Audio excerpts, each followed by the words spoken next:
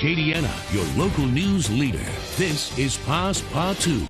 Good morning to you, and I thank you for joining us. New Iberia police investigating after a woman's body was found in a home yesterday afternoon. Her family has identified her as 86-year-old Audrey Fugile. Police have found Fugile's remains in the home on Pershing Street. News 10 LaFaso was at that scene yesterday. She spoke exclusively with the woman's family, who says her nephew has been arrested in the case, and they've been concerned about her well-being for months. When I heard the news that there was a body found on Pershing Street, she was the first person I thought about.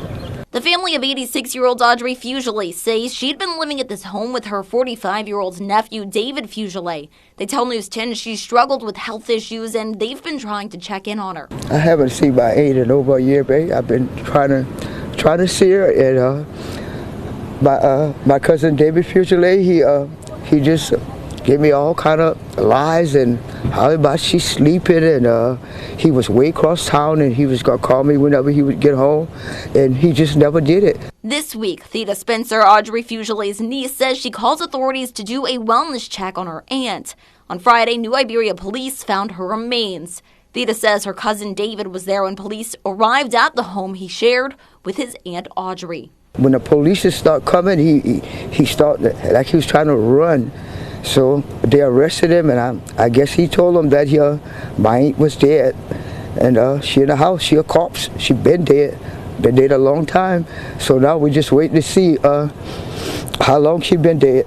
Audrey Fugile's family wants her to be remembered as a kind, sweet, and generous woman. Oh, I broke down, and I know for one thing for sure, she didn't deserve to die like this.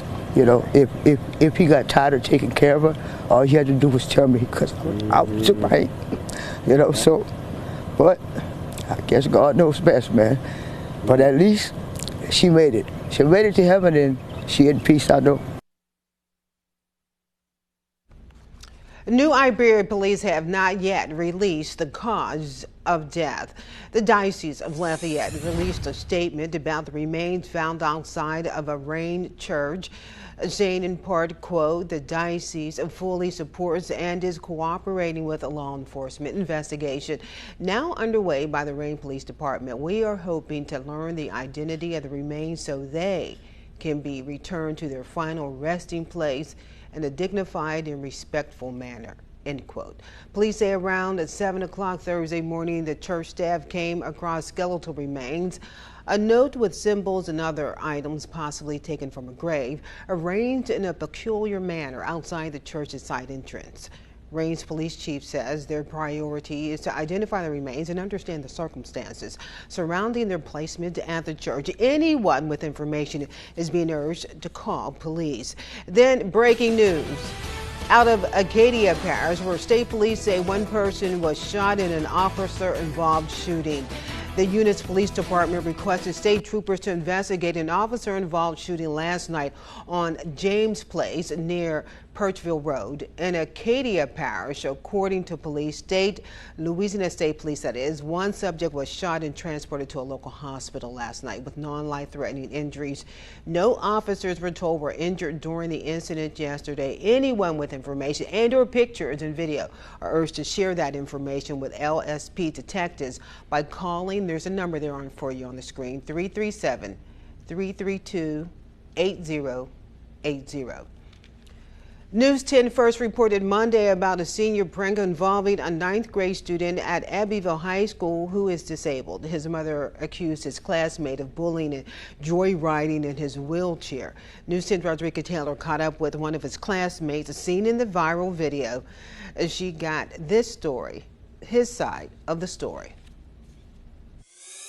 We told the story of Tayshawn Landry and how he says he was devastated after seeing a video of his peers making fun of him. However, after speaking with Tyrone Glover Jr., one of the students riding in the wheelchair, he shares how his life has changed since that day as well. I get text messages, I get all types of notifications, people that slander me in the comments, and people are really coming towards me as a bully. But I really feel like some of the things, it matters. It matters in the world but it doesn't really matter to me because I know I did wrong. Shonda Porter, his mother, says she was upset when she learned about the video and her son's behavior. Did I acknowledge Tyrone that was not right? I did. It wasn't until I spoke with him, he told me, Mama, he assured me that he was not mocking anybody. Porter says her son received many awards. He got class clown, so we definitely know that's what he did his senior year. He's still human. You know, a prank went wrong. I'm sorry, T-Sean, for the action I committed. And I hope you feel as special as me because you are a special person. Not to only one, but to all. And Miss Kimberly, I know how you feel as a mother and as a caretaker of all your kids and all your family.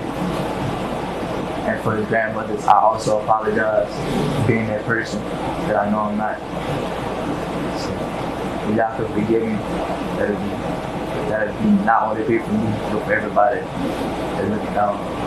School officials says they are still investigating the situation and any disciplinary actions against the students or faculty are confidential. In Abbeville, Rodrika Taylor, KALFY News 10.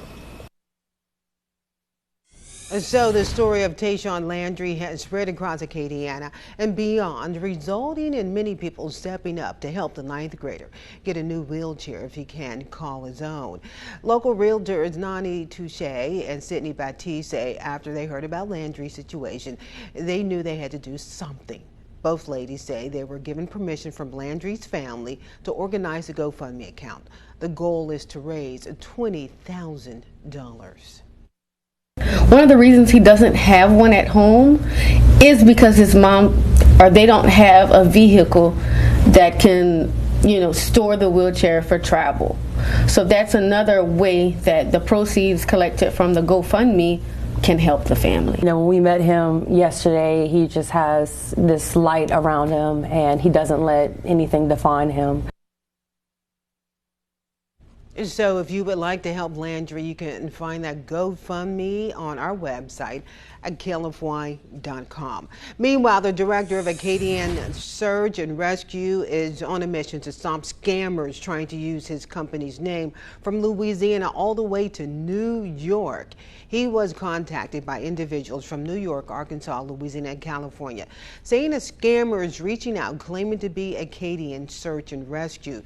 The scammers tell potential victims they will assist in finding their lost pets for a $200 payment. Since no money has been lost yet, he's determined to find several ways to combat this scam. Law enforcement is not a lot of help because they don't know where these people are at, so they don't know what jurisdiction this is in. They're using internet phone number that could be anywhere in the country, could be out of the country. Contacted the Better Business Bureau. They are nationwide. As far as for anything else goes, we're kind of looking into it ourselves. East is offering a $1,000 reward to anyone with information regarding the identity of the scammer. The real contact information for Acadian Search and Rescue can be found on our website. That's KLFY.com. Check it